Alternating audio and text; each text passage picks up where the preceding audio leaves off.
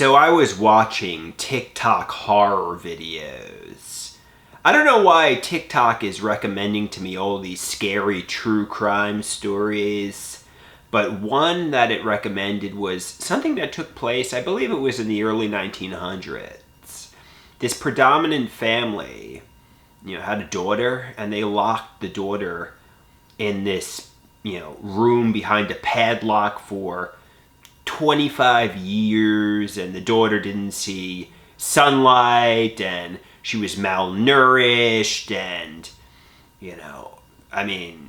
obviously, you got to be pretty messed up to be in solitary confinement without seeing the sunlight while eating trash for 25 years.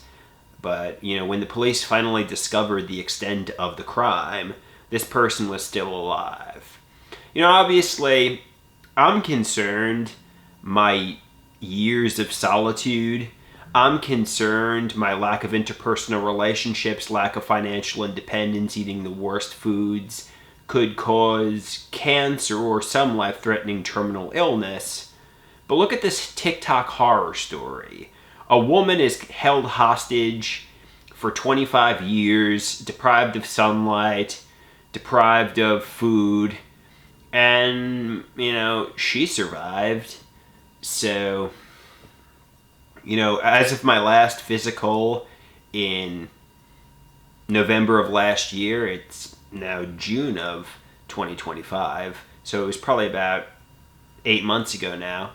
I didn't have a life-threatening terminal illness. I didn't have cancer. I think I'm high risk from having taken the mega regimen of psychiatric medications. I think I'm high risk because of my diet. I think I'm high risk because of my social isolation. I think I'm high risk because of my home being like a war zone. I think I'm high risk because I've been involuntarily celibate for what feels like my whole life. But look, I don't know if this woman was taking a mega regimen of medications. Probably not, but, she survived brutaler conditions than I lived through. I take walks around the neighborhood. I do a lot of, activities that, stimulate my brain. I go to the gym. I go to art classes. I have a few friends. No romantic partner, but I have some friends. So, while it's really unfortunate this woman was tortured for, over 2 decades, she survived.